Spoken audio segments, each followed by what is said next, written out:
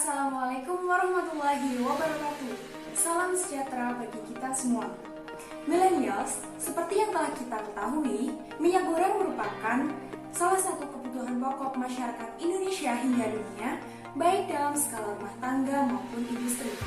Berdasarkan data statistik tahun 2017, produksi minyak goreng di dunia mencapai 195 miliar metrik ton, sedangkan limbahnya mencapai 3,8 megaton dan akan terus meningkat setiap tahunnya. Jika limbah minyak goreng bekas dibiarkan begitu saja, maka akan menyebabkan pencemaran lingkungan. Namun, jika minyak goreng bekas digunakan secara berulang, akan meningkatkan kandungan asam lemak bebas dalam minyak goreng bekas sehingga melebihi batas SMI yaitu 0,3% dan akan berbahaya bagi kesehatan karena menyebabkan jantung koroner. Salah satu alternatif untuk menurunkan kandungan asam lemak bebas pada minyak goreng bekas dapat melalui pemurnian dengan proses adsorpsi.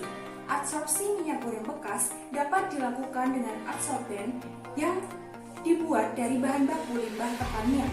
Salah satu limbah pertanian di Indonesia yang berpotensi untuk dijadikan karbon aktif ialah kulit pisang kepok. Karena produksi pisang kepok di Indonesia sangat melimpah, yaitu mencapai 7,26 juta ton setiap tahunnya.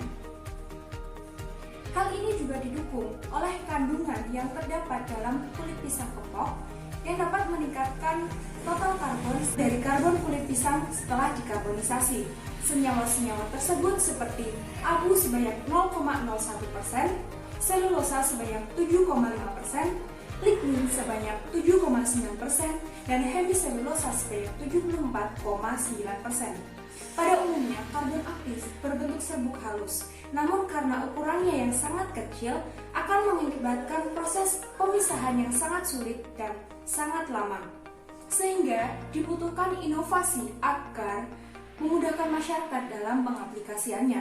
Oleh karena itu, saya Laila Syafitri, saya Lulu Isaroyati, dan saya Umi Mutamima, mahasiswa delegasi Universitas Negeri Semarang, mempersembahkan Kuping Maskulin, inovasi produk penjernih minyak goreng bekas berbasis limbah kulit pisang kepok.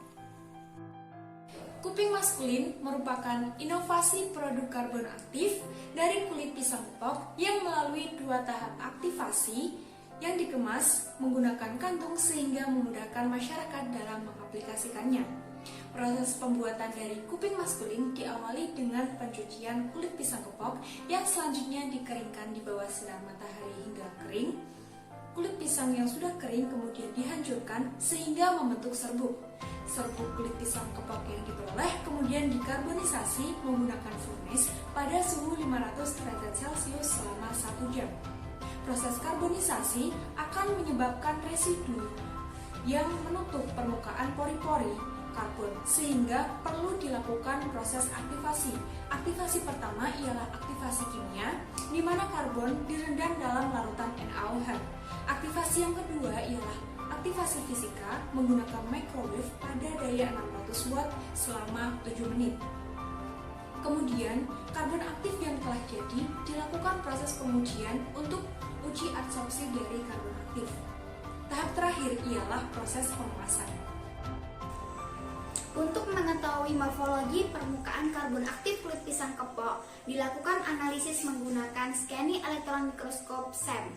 Karbon aktif kulit pisang kepok memiliki pori-pori yang kecil dan kedalaman yang masih rendah.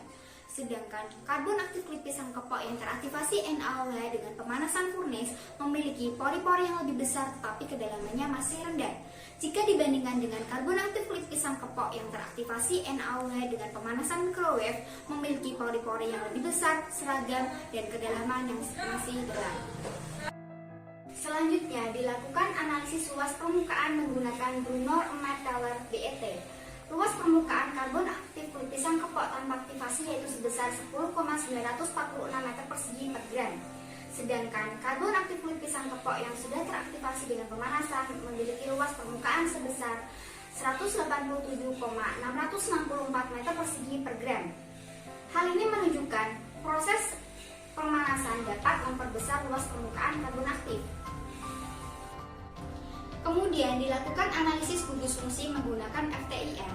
Pada gambar terlihat bahwa terdapat puncak serapan yang lebar yang mengindikasikan adanya gugus OH berasal dari selulosa dan lignin. Pada gambar tersebut terjadi proses pergeseran puncak serapan yang mengindikasikan gugus OH menurun akibat proses karbonisasi. Setelah proses aktivasi, terjadi peningkatan intensitas spektrum karbon aktif kulit pisang kepok yang mengindikasikan gugus OH semakin meningkat akibat proses aktivasi. Kemudian, uji analisis warna. Minyak goreng bekas dilakukan absorpsi menggunakan karbon aktif kulit pisang kepok. Minyak goreng bekas sebelum dilakukan absorpsi memiliki warna kuning gelap. Setelah dilakukan absorpsi, minyak goreng bekas berwarna kuning jernih. Hal ini menunjukkan adanya komponen minyak seperti vitamin, karotenoid, dan bahan yang terlarut dalam minyak tidak stabil pada suhu tinggi, sehingga dapat teroksidasi. Hasil absorpsi minyak goreng bekas ini sesuai dengan standar nasional Indonesia. Selanjutnya, uji kadar asam lemak bebas. Kadar asam lemak bebas pada minyak goreng bekas yaitu sebesar 0,4%. Hasil analisis menunjukkan minyak goreng bekas yang diabsorpsi menggunakan karbon aktif kulit pisang kepok sebesar 3 gram dapat menurunkan kadar ALB dari 0,4 menjadi 0,2%.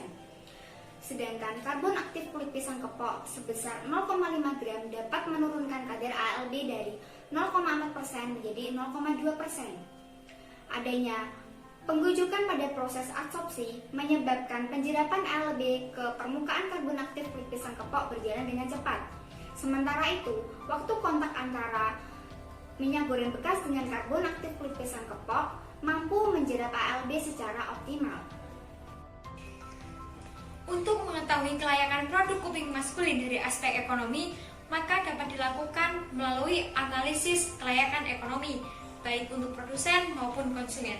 Dalam hal ini, untuk konsumen dapat diwakilkan oleh ibu rumah tangga, di mana dengan penggunaan kuping maskulin sebanyak 1 pack setiap bulannya, ibu rumah tangga dapat menghemat 20.000 setiap bulannya. Kemudian, untuk mengukur perbandingan antara pendapatan dan biaya produksi, maka dapat digunakan analisis benefit per cost dengan hasil minimal 1. Sedangkan kuping maskulin menunjukkan hasil yang cukup signifikan yaitu 1,13. Kemudian untuk mengukur tingkat pengembalian investasi maka dapat dilakukan melalui analisis ROI dengan hasil minimal 4,75 sebagaimana sama seperti standar suku bunga yang berlaku di Indonesia. Dan kuping maskulin lagi-lagi menunjukkan hasil yang signifikan yaitu sebanyak 12,68%. Artinya, baik dari analisis ekonomi untuk konsumen maupun produsen, kuping maskulin sangat recommended untuk digunakan dan sangat menjanjikan apabila dilakukan sebagai salah satu peluang usaha begitu.